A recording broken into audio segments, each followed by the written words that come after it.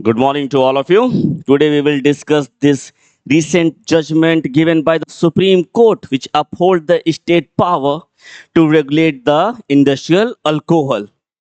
इसका बैकग्राउंड क्या है, क्या की इश्यूज हैं और क्या जजमेंट है, इसको हम इस पर्टिकुलर टॉपिक को डिस्कस करेंगे। चलो देखते हैं।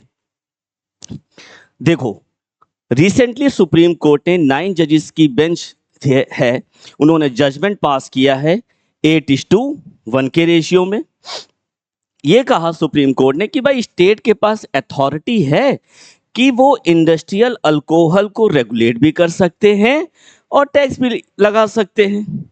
ये जो रिसेंटली जो जजमेंट आया है, ये बेटा क्या है, जो प्रीवियस जो जजमेंट दिया हुआ था in under the synthetic and the chemical versus state of UP case, इसको रिवर्ट कर दिया है।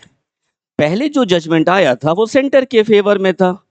सुप्रीम कोर्ट ने 9 जजेस की बेंच ने इस जजमेंट को रिवर्ट कर दिया है और अब जजमेंट जो पास किया है वो स्टेट के फेवर में है। देखते हैं क्या की इश्यूज हैं इस पर्टिकुलर केस के। देखो, सबसे पहला ये इशू है कि सेंटर और स्टेट के बीच में ये जो इंडस्ट्रियल अल्कोहल है उनको उसको रेगुलेट कौन करेगा, यानी कि कौन उससे रिलेटेड लॉ बना पाएगा, कौन उससे रिलेटेड टैक्स लगाएगा, ये इशू है।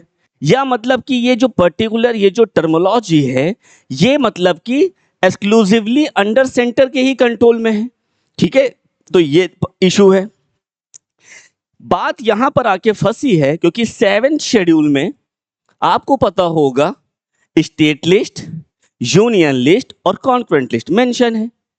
अच्छा, ये तो सिंपल सी बात है कि स्टेट लिस्ट से रिलेटेड जो भी सब्जेक्ट मेंशन होगा उससे स्टेट लेजिस्लेचर लॉ बनाएगा। यूनियन लिस्ट में जो भी सब्जेक्ट मेंशन होगा उसे पार्लियामेंट लॉ बनाएगा। और अगर कॉन्करेंट लिस्ट में मेंशन है तो दोनों बना सकते हैं।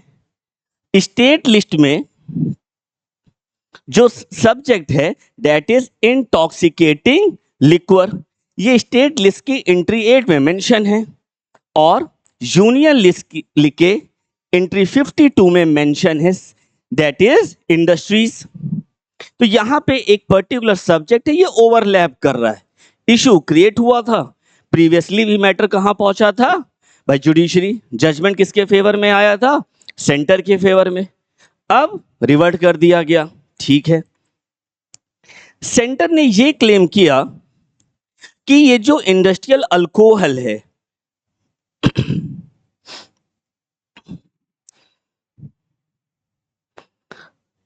was the industry controlled by the union government in the public interest under the parliamentary law Industries Development and Regulation Act 1951।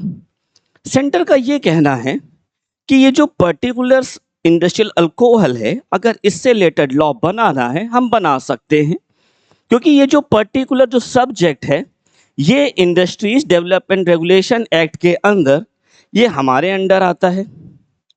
ये भी कोर्ट का कंसर्न है कि ये जो इंटॉक्सिकेटिंग लिक्वर है, क्या हम इसको इंडस्ट्रियल अल्कोहल के अंदर इंक्लूड कर सकते हैं, ये भी एक कंसर्न है।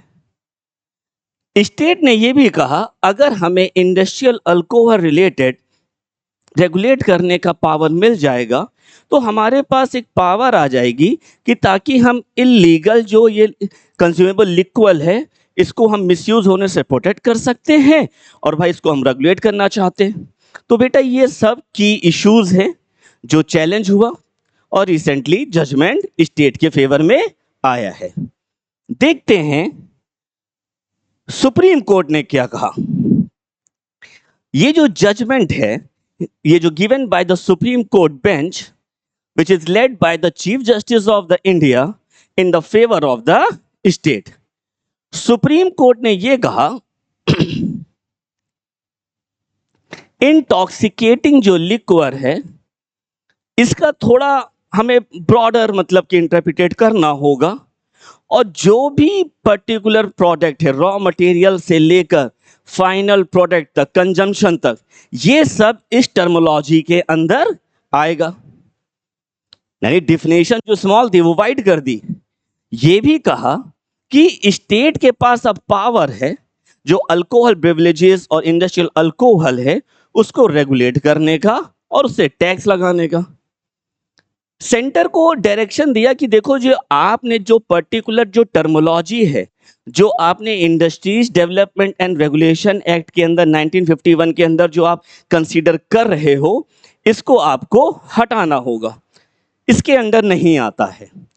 तो फाइनली जजमेंट आया स्टेट के फेवर में और सुप्रीम कोर्ट ने ये कहा कि ये जो पर्टिकुलर जो टर्मोलॉजी है इसको वाइडर इंटरप्रिटेट किया और कहा कि अब स्टेट जो है अब इससे रिलेटेड लॉज बना सकता है और स्टेट जो है टैक्स भी मतलब कि इंप्लीमेंट कर सकता है।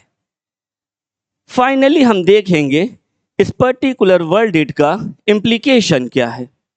बेटा सुप्रीम कोर्ट ने ये जो जजमेंट पास किया है, देखो ये बात समझने की आप कोशिश करो, अल्कोहल एंड इससे रिलेटेड प्रोडक्ट से रेवेन्यू बहुत आता है।